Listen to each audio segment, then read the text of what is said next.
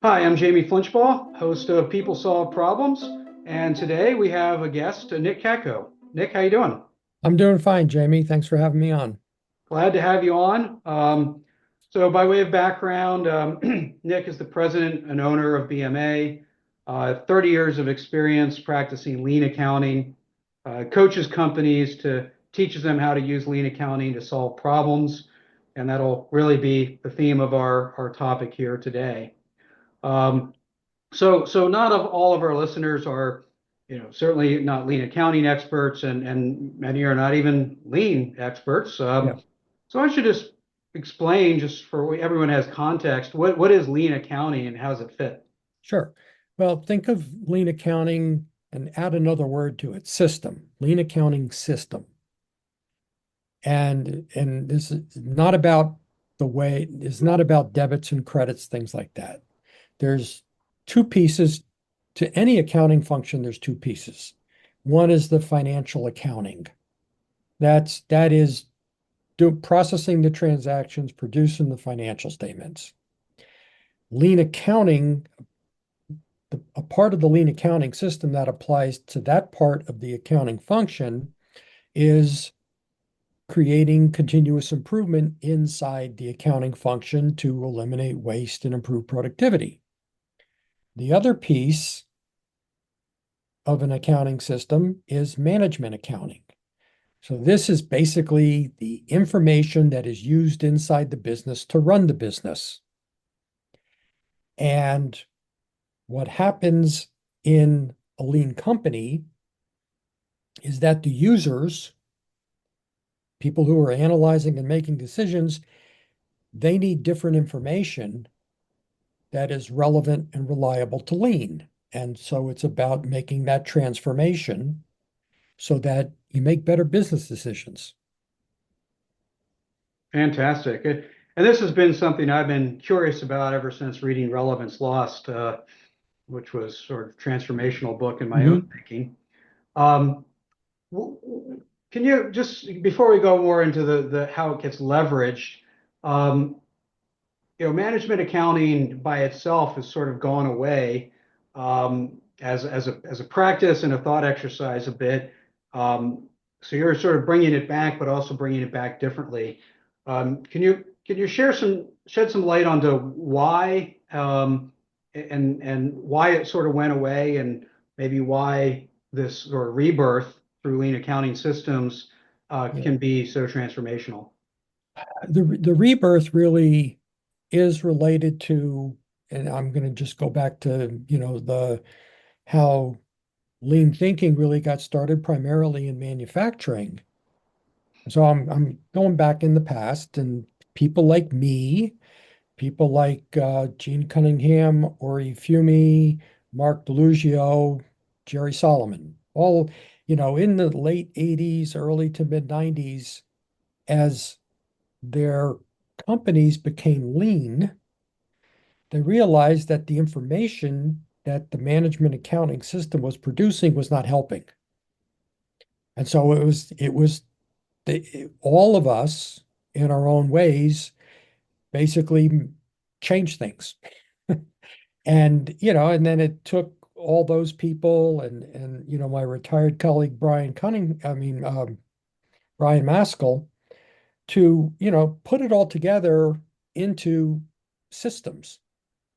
And that's really what it's all about. And so that's been like the rebirth. I mean, if you're not a lean company, you're probably not going to understand much about why lean accounting is important. That's, Mhm. I'll be honest. Yeah. No, I think that's fair, but I think we can highlight this in ways that gets people curious. So let Yeah, me talk about the word system a little bit. Um, a lot of us at different points, especially if we ran businesses, we'd go do an exercise. We would go look at the numbers, try to answer a question, dig in, and gain some insight, right? yeah. That's not a system, that's an exercise. So why is it being a system so important? It's a system because you have people, people analyze and make decisions. It's a thinking process. Numbers are the tools, Then you have the operations of the business, and all these things need to be considered. Then you have the operating practices of the business, and it's all about piecing together cause and effect relationships. What I always say, if you want to improve financial performance, you have to do something operationally. Something has to change. Cause and effect. Mhm. And what the various practices and numbers of lean accounting give people in lean companies that ability to do that, you know. Yep. Awesome. So in that system, there's sort of two phases. If I oversimplify problem solving, there's identifying problem solving, and then there's, actually executing problem solving. I think there's a common mental model that the financial side, the numbers side, is much more about identifying the problems than solving them. So maybe from a lean accounting standpoint, is that still true? Is it more about problem identification, or is it about both? It depends on how you're looking at things. If it, it if you see a problem in the numbers, then you have to do the root cause analysis operationally. What caused the problem? If you're if you're making some improvements operationally, then what you're trying to do is saying, what's the financial impact? So it really depends on what you're looking at. But I always tell the finance people, I say it's difficult to simply try to drill down into your accounting system, the numbers, and find the root cause. Because it may not be have a dollar sign in front of it. And you have to understand the operational performance and make those connections. The other piece is that you can't do this on a monthly cycle, the traditional monthly accounting cycle, because if you see a problem at the end of the month in the end of the month numbers, well, you might be able to get to a root cause, but it's too late to do anything about it. Mhm. So you have to have more active cycles like daily and weekly to do this analysis to catch the root causes, adjust, and maybe, have an impact on financials before the end of the month. I think that's an underestimated impact. I love one of my favorite words is granularity. And without the granularity, you can miss all sorts of things. Yeah, I always talk about product development teams, stop measuring your projects in weeks and measure them in days because it gives you that granularity Yeah. because, as a week if you say 2 weeks, is that 14 days, 10 days, or 5 days plus a 5 day buffer? It's a lot of different answers there. So I like that aspect of just increasing the fidelity, the granularity, so you can actually see what's going on for some of those problems. Um, let me talk about that verification on the backside. Am I actually having the impact? A lot of continuous improvement programs get stuck in a hard savings, soft savings type of problem, and there's a lot of things like you know defect avoidance, a safety problem avoidance, cycle time reduction, which because we don't have the hard numbers, they end up soft, and then at some point companies say, well, we're not even going to give you credit for the soft savings. And then some of those improvements get devalued. So how does lean accounting change that dilemma that CI gets into?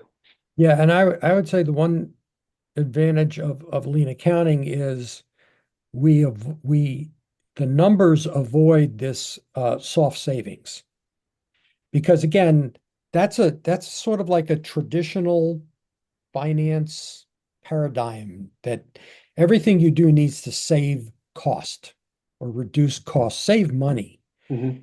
Fact, and this is part of the learning process. The fact of the matter is that um, if any continuous improvement event, or not any, but most, if you eliminate waste, you're stopping doing something or you're reducing doing something. Right.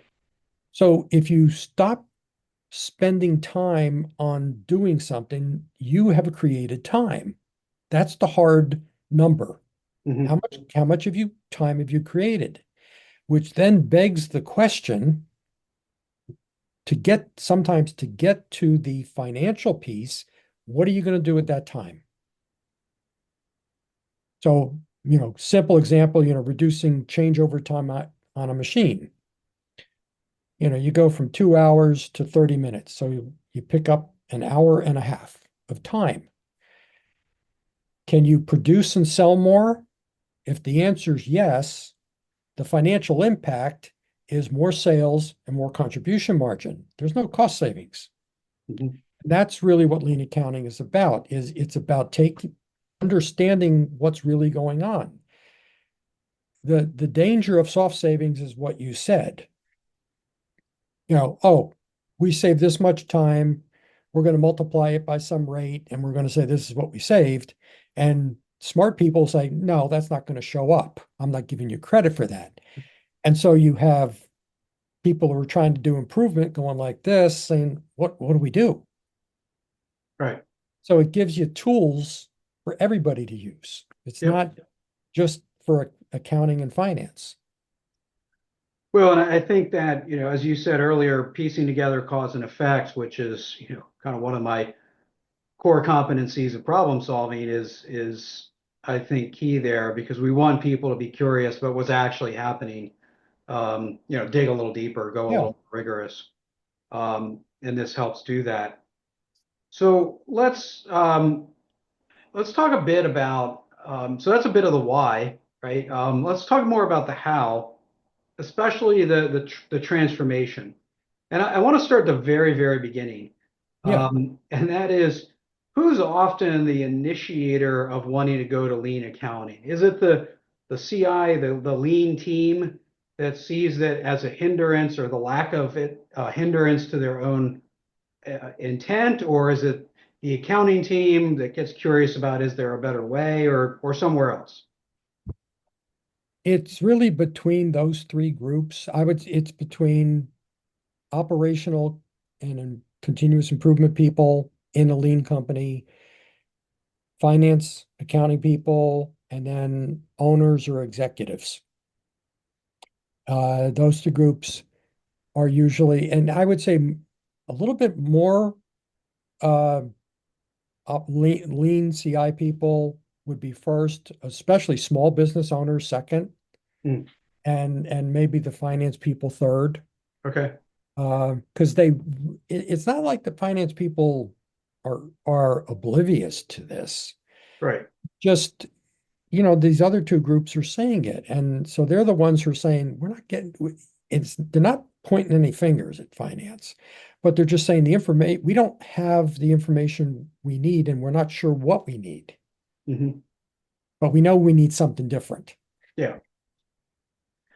Now, just in evaluating organizations that adapt to this well and don't, I certainly, and this is a massive oversimplification, but I see some finance groups that are very much a report up, our customers up and we're giving them information, and others that are an outward service. We're here to help people make decisions. Yeah. Do they need the right mindset before they start, or can this journey change their mindset about their primary role there? Um, the transformation journey can change their mindset. I think the initial mindset change is that um, eliminate sort of the certainty that we have it all figured out, and just open up your mind a little bit and, let's learn. It's about learning, Hmm. and it's about learning in a collaborative way. I would say one of the reasons finance people may not understand lean accounting is they don't understand lean and both its operational impact and its potential financial impact. Yeah, And that's where I always say, talk to them about what lean can do financially. If they're numbers people and they, you know, that'll get them interested. right, right. Well, and that point of a learner's mindset, right? I like to say all models are wrong and some are useful, and finance is just a model of reality, and we often confuse the precision of it with, how well it represents reality, which is a Yeah, lot of what you're trying to do here, make it better represent um, what's actually going on, cause and effect again. yeah. Hmm. So if I'm a finance leader in the organization, do I need to become a lean thinker? Do I need to just become a lean accounting expert, or do I just need to learn how to operate in a different system? You you need to understand lean at a high level, what it means. You don't have to understand how to conduct an improvement event, but you got to understand why improvement events are important. You have to and grasp this concept of waste and how prevalent it is throughout the organization. You have to understand lean. You have to be willing to listen with an open mind to the CI people that are working in your company and be inquisitive, learn, don't and and and once you understand that, then everything else sort of can fall into place. Mhm. Um, but you can't sort of dismiss it like, oh, that's something operations does. I don't need to be concerned with that. Yeah, Even not, I'm not talking just about like CFO people, controller people. I'm talking about people like cost analysts that are really in the trenches looking at operations. right. They got they got to be involved in it that way, that thinking. Great. So just have a little bit of time left, but I Yeah. want to maybe get a snapshot of the journey. And I know this is like the ultimate it depends question because of the complexity and everything else. But let's just imagine $100 million company, single operation, not multi-division or anything like that. They're already doing lean. They just haven't done anything with lean accounting. What's the core steps of a journey or transformation, and in general, how long might it take them? Okay. Step one is the three groups I talked about earlier: senior leaders, finance, operations slash improvement, or those 3 to 4 groups need to understand how lean accounting fits in a lean business model or a lean strategy. So that's sort of just general education and training. Number one,